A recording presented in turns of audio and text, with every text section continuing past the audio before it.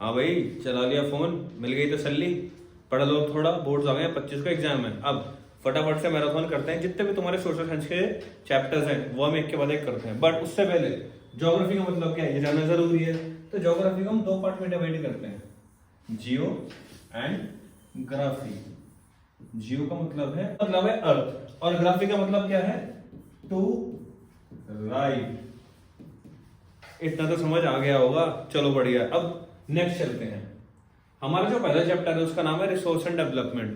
पर वर्ड्स के नाम जो हैं जितने भी हैं सब जानना जरूरी है, राइट।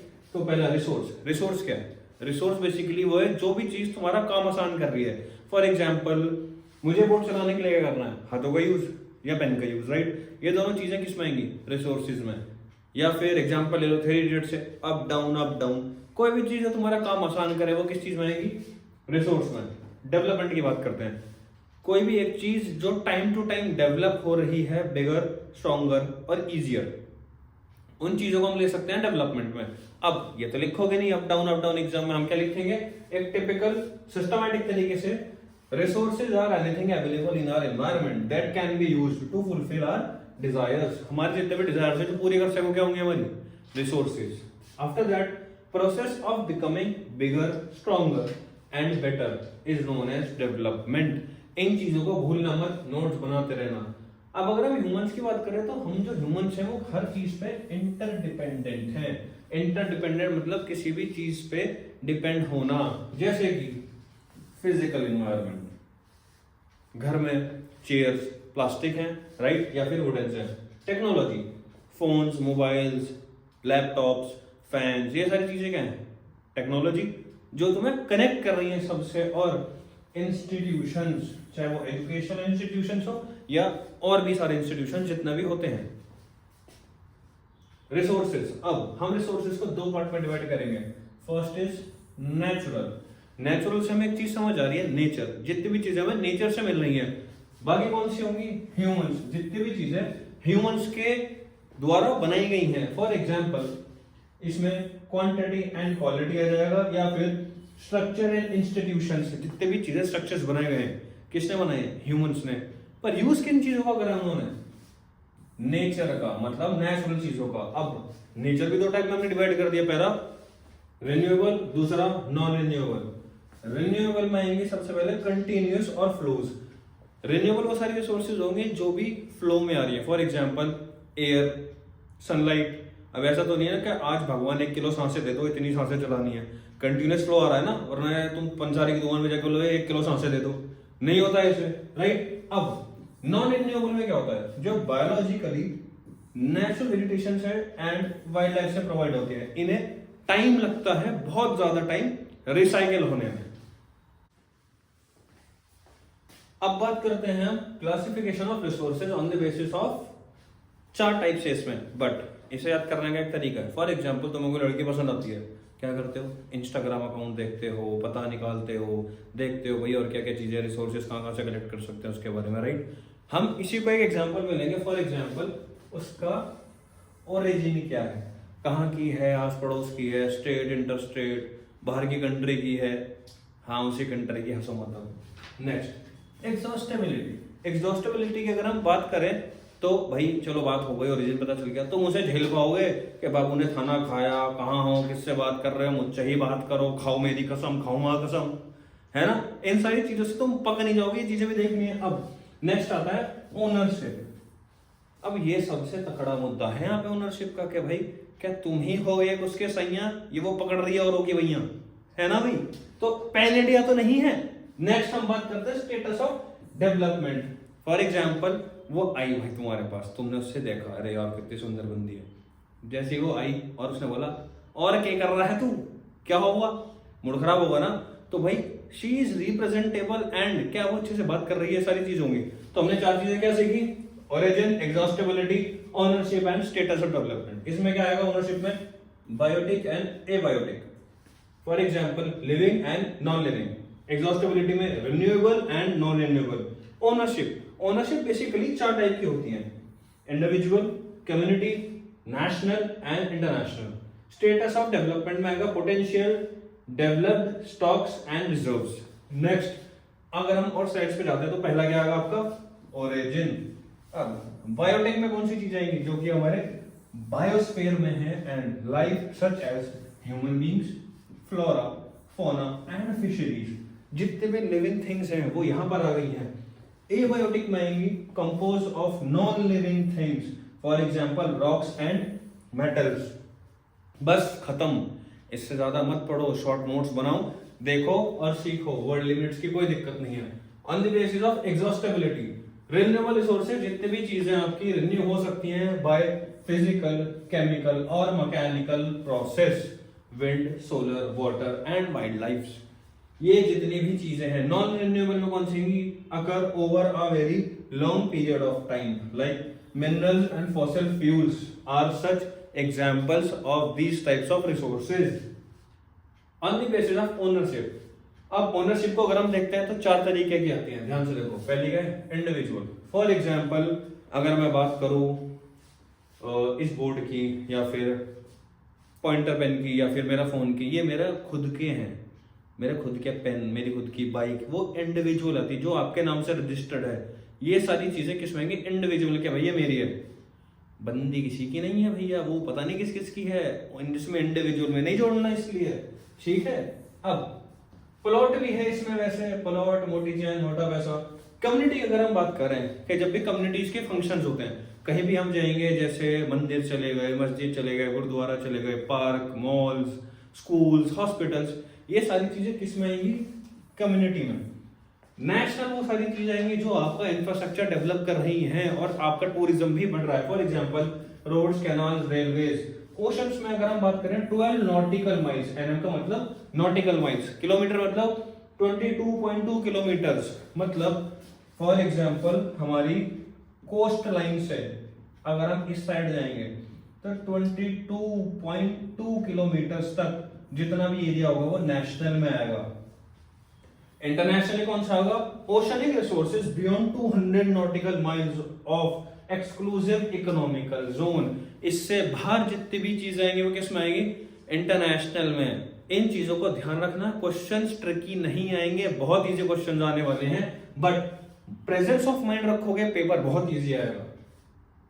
अब अगर हम बात करते हैं स्टेटस ऑफ डेवलपमेंट की, इसे हम चार तरीके से कैटेगराइज कर सकते हैं। फॉर एग्जांपल पहले पोटेंशियल रिसोर्स, मतलब found in a region not utilised yet, मतलब कोई भी एक ऐसी रिसोर्स जो कि किसी रीजन में मिलती है बट उसका यूटिलाइजेशन हम कर नहीं पा रहे। जिसमें एग्जांपल लेंगे हम जितने भी सोलर एंड विंड एनर्जीज हैं, राजस्थान एंड गुजरात। अब हमने यही क्यों लिया, क्योंकि ये कोस्टल रीजन पर पड़ रहे हैं और वहां पर ओपन एरिया बहुत है इन सारी चीजों के लिए। सेकेंड, डेवलप्ड रिसोर्स, जिसमें which are surveyed and their quantity and quality have been determined for utilisation. अब मार्वल्स के फैन तो एक बंदा ऐसा है जो कि अपनी गलतियों से सीखता है, अपने आप को डेवलप करता है और दोबारा दुश्मनों की बैंड बजाता है। कौन है, आयरन मैन, एग्जैक्टली। तो अगर हम मार्वल्स के फैन है तो ऐसे एग्जांपल से भी हम देख सकते हैं।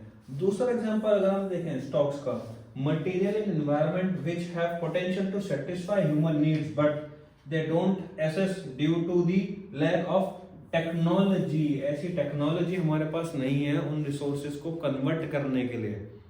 कौन सा एग्जांपल याद आ रहा है, वकांडा, एग्जैक्टली।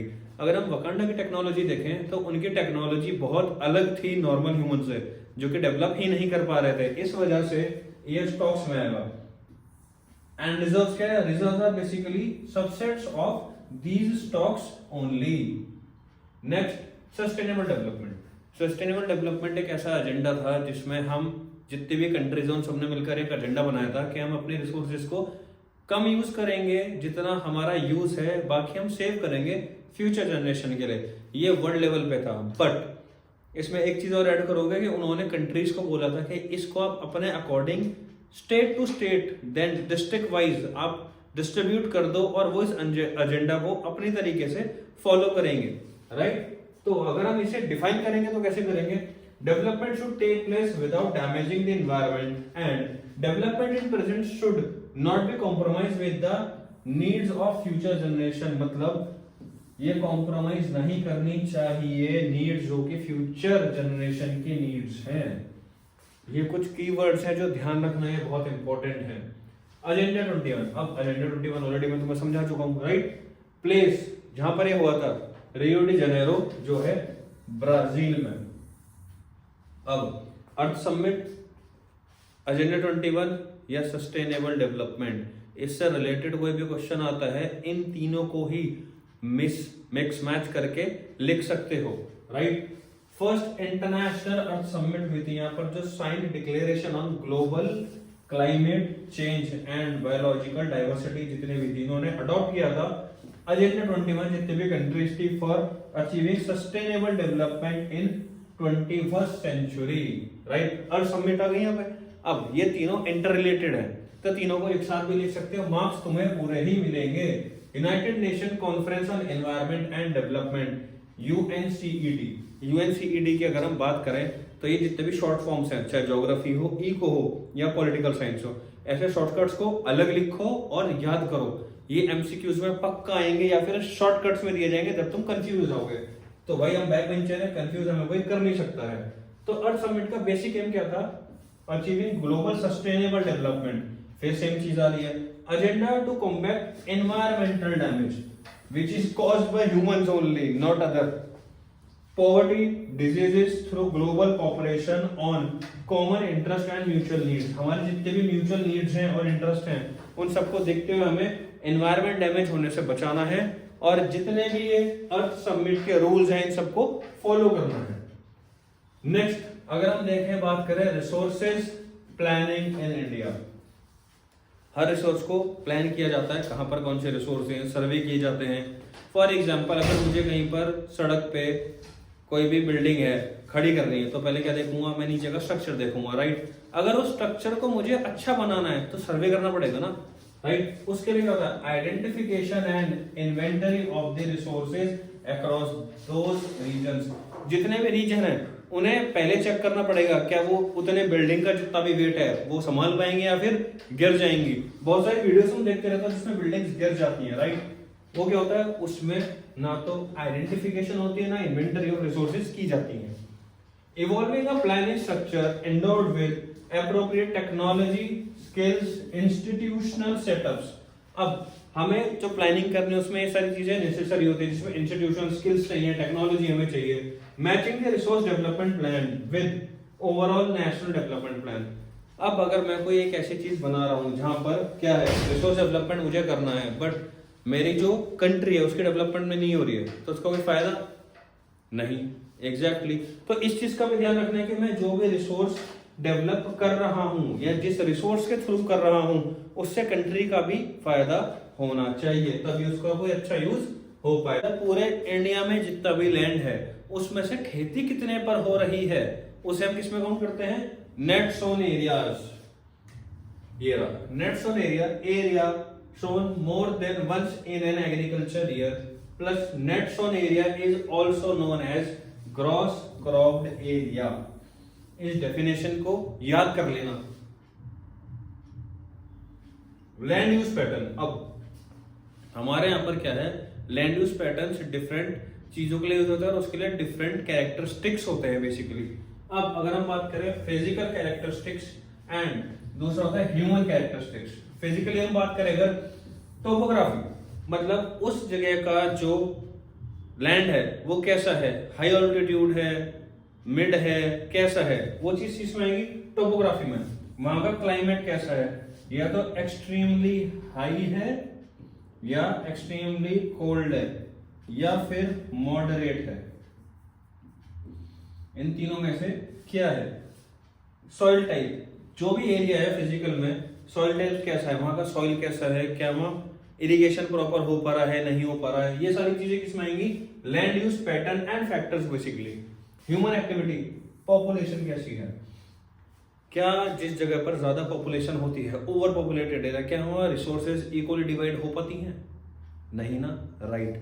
अब डेंसिटी, एक ही जगह पर बहुत सारे लोग घुस गए, डेंसली पॉपुलेटेड हो गया, राइट। स्पार्सली पॉपुलेटेड होगा, जो दूर दूर लोग रहते हैं, जैसे पहाड़ों में कहता है एक घर यहाँ पर है, दूसरा और दूर है, तीसरा और दूर है, एक पहाड़ पर बैठा हुआ है, राइट। ये सारी चीजें किसमें आती है? डेंसिटी में। टेक्नोलॉजिकली कैपेबिलिटीज कितनी है, बेसिकली जो भी टेक्नोलॉजी के वो कैपेबल है इन सारी चीजों को मॉडर्नाइज करने में या फिर नहीं है। कल्चर एंड ट्रेडिशन, अब अगर हम बात करें कल्चर एंड ट्रेडिशन की, लोग अपने कल्चर एंड ट्रेडिशनली जो रिलेटेड लोग होते हैं वहां पर रहना ज्यादा पसंद करते हैं अगर हम कंपेयर करें और लोगों से, वो सेफ फील करते हैं बेसिकली वहां पर। Total geographical area of India कितना होगा? 3.28 मिलियन स्क्वायर किलोमीटर। ये बेसिक छोटी छोटी चीजें ना तुम्हें हेल्प करेंगी एमसीक्यूज में अपने, जब तुम पॉइंट्स लिखोगे ना किसी भी चीज को उससे कोरिलेट करना और ये सारी चीजें। अब अगर हम बात करते हैं रीजंस ऑफ लैंड डिग्रेडेशन, क्या क्या ऐसे रीजंस हैं जिससे लैंड डिग्रेडेड होता है? वो क्या होते हैं? फॉरेस्ट डिग्रेडेड एरिया जितने भी होते हैं, वाटर एरोडेड एरियाज और विंड, जो भी वाटर या फिर विंड है जितने भी एरियाज है वो इरोड कर दिए जाते हैं। सेलाइन एंड एल्कलाइन डिपॉजिट्स जहां पर आते हैं। डिफॉरेस्टेशन, ओवरग्रेजिंग किसी भी एरिया की, माइनिंग। लास्ट अगर हम बात करें क्वेरिंग की, ये माइनिंग का ही एक टाइप है। अगर हम रिसोर्सेज देखते हैं ऊपर सरफेस पे ही अगर हमें रिसोर्सेज मिल जाती है थोड़ा खोदने के बाद में, उसे क्या हम बोलते हैं? क्वेरिंग। अब बात हो गई कि भाई क्या क्या कैसे कैसे ये डिग्रेड हो रहा था, कंजर्व भी तो करना है, उसके लिए क्या करेंगे? फॉरेस्ट्रेशन, पेड़ लगाना। Proper management of grazing, grazing के लिए हमें प्रॉपर मैनेज करना पड़ता है, क्या क्या कैसे कैसे करना है। Proper management of waste land, कि हम वेस्ट लैंड को किस तरीके से मैनेज कर सकते हैं। कंट्रोल ओवर माइनिंग एक्टिविटीज, आप हर एरिया पे माइनिंग नहीं कर सकते, आपको देखना पड़ेगा, सर्वे करना पड़ेगा कहां पर माइनिंग किस तरीके से की जाती है। Proper disposal of industrial waste, सबसे इंपॉर्टेंट टॉपिक देखा जाएगा। तुमने देखा होगा यमुना में, अभी मैंने एक वीडियो देखी थी छठ पूजा पे, बहुत सारे लोग यमुना में पूजा कर रहे थे ना, तो वहां प्रॉपर झाग की झाग आ रखे थे। बहुत बुरा लगा देखकर। क्यों? क्योंकि वहां पर ये चीज नहीं है, proper disposal of industrial waste, उसे डिस्पोज करने के लिए बना रखा है जिससे हार्मफुल गैसेस भी निकलती हैं, लोगों को भी बहुत इफेक्ट होता है, राइट। तो इन चीजों का ध्यान बहुत ज्यादा रखना चाहिए अगर आप किसी भी ऐसे एरिया में रह रहे हो जहाँ पे सिटीज हैं और फैक्ट्रीज भी हैं, तो ये फैक्ट्रीज वालों को देखना पड़ता है कि क्या क्या चीजों ने करनी है क्या नहीं करनी है। रिसोर्सेज, अगर हम बात करते हैं सॉइल की, सॉइल से हमें क्या मिल जाता है? Resources different different. ये कैसा है? रिन्यूएबल है, लिविंग सिस्टम है, एक लिविंग है, ये नॉन लिविंग नहीं है। Take million of years to form, बहुत टाइम लगते हैं बहुत सारे रिसोर्सेज को फॉर्म होना इसके अंदर। Support different type of living organisms, जितने भी लिविंग ऑर्गेनिजम्स हैं, प्लांट हो चाहे एनिमल्स हो, उन सबको कहीं ना कहीं ये सपोर्ट करता है जीने में। और मीडियम ऑफ प्लांट ग्रोथ, अब अगर सॉइल ही नहीं होगा क्या प्लांट हो पाएंगे? नहीं, प्लांट नहीं होंगे तो बहुत सारी वेजिटेबल्स भी नहीं होंगी, फ्रूट्स नहीं होंगे, खाओगे क्या? खेती बाड़ी सब किस पे कहीं ना कहीं डिपेंडेंट है? सॉइल पे, राइट। टाइप ऑफ सॉइल, अब बात करते हैं टाइप ऑफ सॉइल। इसमें क्या करना, जैसे हमने एक ये इमेज बना रखी है, इसी तरीके से ना एक ऐसे चार्ट बना लो और यहाँ पे हेडिंग डाल दो, alluvial soil, black soil, red and yellow, laterite and arid. यहाँ पर क्या कैरेक्टरिस्टिक्स लिखो इन चीजों पे, उससे क्या होगा, तुम कंपेयर कर पाओगे। और ये एक ऐसा क्वेश्चन है जो कि डिफरेंशिएट में आता ही आता है, चाहे 3 मार्क्स में है चाहे 4 मार्क्स में है। इसमें तुम कंफ्यूज हो तो क्या लिखना है क्या नहीं लिखना है, तो पहले एक टेबल बना के रखो। सॉइल की अगर हम बात करें तो यहाँ एलुवियल सॉइल, ब्लैक और regular soil, red and yellow soil, laterite and arid और डेजर्ट सॉइल। अब एक सॉइल और आएगा, कौन सा? Yes, forest soil. Forest soil भी इसी में इंक्लूडेड होता है। सबसे पहले हम देखेंगे एलुवियल सॉइल। एलुवियल सॉइल क्या होता है? ये इन northern plains deposited by 3 Himalayan rivers. कौन कौन सी? Indus, Ganga and Brahmaputra. For example ये तुम्हारे पहाड़ हैं, रिवर से जितना भी डिपॉजिट आएगा वो यहाँ इकट्ठा हो जाएगा, है ना। अब उसमें जब सारे मिनरल्स मिलेंगे तो वो बनके क्या बनाते हैं? मिनरल्स। और सॉइल जब मिलेगा, एलुवियल सॉइल। अब अगर हम ईस्टर्न कोस्टल प्लेन्स की बात करें, यहाँ पे कौन सी रिवर्स है? 4 reverse, MGKK, Mahanadi, Godavari, Krishna and Kaveri. ये 4 रिवर्स हैं जो बेसिक है कहां पर? ईस्टर्न कोस्टल प्लेन्स में। अब अगर हम बात करते हैं एलुवियल की, ये डिवाइड हो जाता है बेसिक चीजों में, right. Consist of sand, silt and clay. अब उसमें 3 टाइप से आते हैं, बांगर, खादर, तेराई। अब भांगर, भंगार, कबाड़। बेसिकली अगर याद करना है तो इस तरीके से याद रखना। वो क्या होता है, पुराना होता है ना, ओल्ड सॉइल होता है, हाई कंसेंट्रेशन ऑफ कंकर मॉड्यूल्स इसमें होते हैं। खादर में क्या होता है, ये होता है न्यू सॉइल, मोर फाइन होता है और मोर फर्टाइल होता है। क्यों? क्योंकि एक नई लेयर आई है, न्यू है बिल्कुल। तराई रीजन की इसे हम बोल सकते हैं चोस और दुआर्स। यहाँ क्या होता है, वाटर कंटेंट ज्यादा होता है। अब अगर वाटर कंटेंट ज्यादा होगा, अब ये बेसिकली ज्यादातर मिलता कहाँ है, शिवालिक्स के यहाँ पर मिलता है, जिसमें पोटैश, फोस्फोरिक एसिड और लाइम सबसे ज्यादा होता है। और एरिया कैसा हुआ है, मार्शी एरिया, मतलब थोड़ा दलदल टाइप वाला मार्श एरिया, जिसमें वाटर कंटेंट क्या होगा, ज्यादा होगा। ब्लैक और रेगुलर सॉइल, अब इसके दो नाम, ब्लैक रेगुलर सॉइल या फिर ब्लैक कॉटन सॉइल भी हम इसको बोल सकते हैं। इसका कलर कैसा होता है, black, made of lava flow and clayey material. जितना भी लावा फ्लो बाहर निकलता है, उसके बाद जब वो सूख जाता है, टाइम टू टाइम जब वो ट्रांसफॉर्म होता है और क्या बन जाता है, ब्लैक सॉइल कहीं ना कहीं वो बन जाता है। Found in Deccan plateau and Deccan traps, जहां पर लाए है, कहां पर, बसाल्ट रीजन जो है आपका। कैपेसिटी टू होल्ड मॉइस्चर, मतलब थोड़ा स्टिकी स्टिकी जैसा होता है ना, पानी जब इसमें डल जाएगा स्टिकी हो जाएगा, बट जब ये ड्राई होता है ये क्या हो जाएगा, दरारें पड़ जाएंगी। हाँ हाँ, जैसे तुम्हारी लड़ाई में दरारें पड़ जाती हैं, ऐसे ही जब ये सूख जाता है ना बेचारा, इसमें भी दरारें पड़ जाती हैं। तो इसका एक ये और अच्छा कैरेक्टरिस्टिक है। अब ये रिच किस में होता है, कैल्शियम कार्बोनेट में ये रिच होता है। पुअर इन फॉस्फोरिक कंटेंट, इसका क्या होता है, poor. Develop deep cracks in hot weather, अब जैसे लड़ाई होती है तो वही गर्मा गर्मी हो जाती है ना दोस्तों में, तो क्या होता है भाई, थोड़ी दरारें पड़ जाती हैं, फिर मनाना पड़ता है उसको, यार मान जा यार, चल मैं पार्टी दे दूं, और दोस्त यूं मान जाता है ना। ऐसे ही इसमें क्रैक्स पड़ जाते हैं जब टेम्परेचर हॉट हो जाता है। रेड एंड येलो सॉइल, ये कहते हैं develop on crystalline igneous rock. Crystalline मतलब क्रिस्टल की तरह होता है ना, उस टाइप के rocks. Areas of low rainfall in eastern and southern parts of Deccan plateau. ये जितना भी ईस्टर्न पार्ट होगा, डायरेक्शन तो आते होंगे तुम्हें, नॉर्थ, साउथ, वेस्ट, ईस्ट। अच्छा ये लो, north west, north east, south west और साउथ ईस्ट। ये डायरेक्शंस तो याद होंगे, नहीं है तो देख लो, इस टाइप के डायरेक्शंस होते हैं। तो कहां पर है ये, ईस्टर्न, मतलब यहां कहीं और यहां कहीं, बेसिकली जो इंडिया है। Looks yellow when it occurs in hydrated form, जब ये हाइड्रेटेड होता है तो ये किस फॉर्म में होता है, येलो फॉर्म में होता है बेसिकली। लेटराइट सॉइल, इसे ड्राइव्ड किया गया है लैटिन वर्ड लेटर, जिसका मतलब है ब्रिक्स, माने कि ईंट, ठीक है। एरिया विद हाई टेम्परेचर, अब बैक बेंचर तो शॉर्टकट की आदत तो डालनी पड़ेगी। इसमें हम क्या करेंगे, ये जो साइन है ये किस चीज का है, हाई टेम्परेचर। और अगर मैं यहाँ पे नीचे एरो बनाऊंगा क्या हो जाएगा, लो टेम्परेचर। तो इन साइंस को याद रखना बेसिकली। एंड हैवी रेनफॉल जहां पर होगी, ये रिजल्ट किसमें होता है, leaching due to heavy rainfall. Low humus content होता है, suitable for cultivation with adequate dose of manure and fertilisers, मतलब हम इसे सुटेबल बना सकते हैं कल्टीवेशन के लिए अगर हम प्रॉपर बैलेंस के साथ मैन्योर और फर्टिलाइजर इसमें डालें। कर्नाटका, केरला, तमिलनाडु एंड मध्य प्रदेश, ये इनके बेसिक रीजन्स होते हैं जहां पर ये मिलता है। रेड लेटराइट सॉइल कहां मिलता है, शॉर्टकट्स याद करना ज्यादा जरूरी है। Kerala for Kerala, one of my favourite state. क्यों? क्योंकि वहां की जो कार मॉडिफिकेशन है ना, वो एक तरफ इतनी अच्छी कार मॉडिफाई करते हैं ना वहां पे, मतलब अभी तक गया नहीं हूं बट जितने भी रील्स एंड स्क्रॉल करता हूं मैं, देखता हूं ना केरला की कार्स में, यार एक नंबर।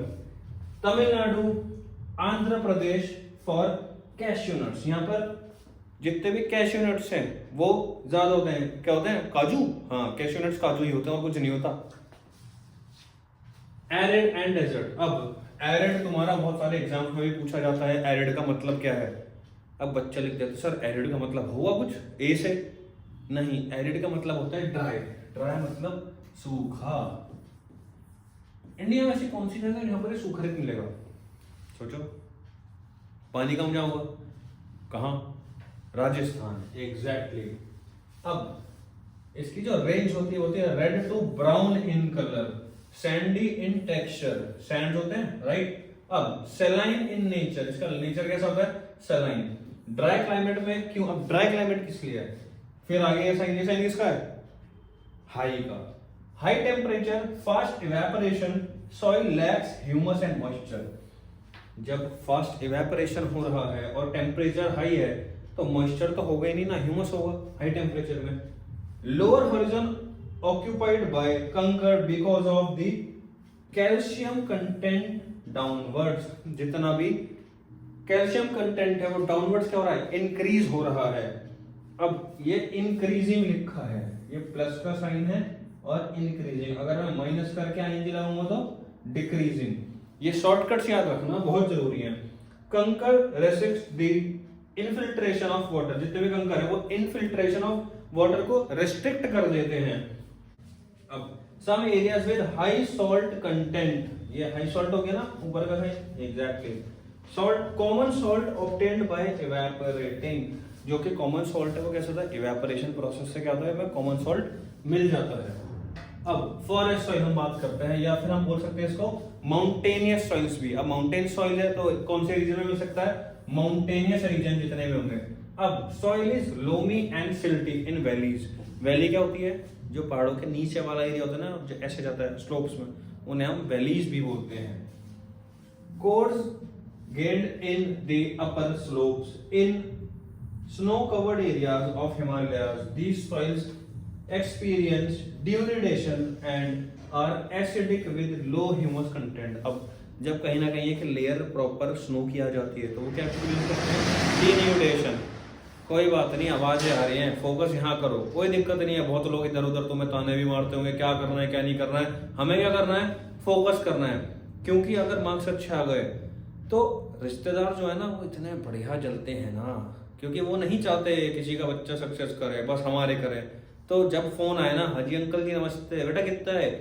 अंकल कुछ नहीं, जो कम ही आए हैं। कितने आए हैं? अंकल 85% आ गए हैं। 85 भी बोल दोगे ना, 80 भी बोल दोगे, थिनर ऐसे डाल के ना, ऐसे जो आग लगाने में मजा है, वो जो सुकून मिलेगा ना वो अलग ही है। इसलिए अभी यहाँ फोकस करो। शादी बारात की आवाज या फिर शटर की आवाज या किसी के बोलने की आवाज, मुझे फर्क नहीं पड़ता।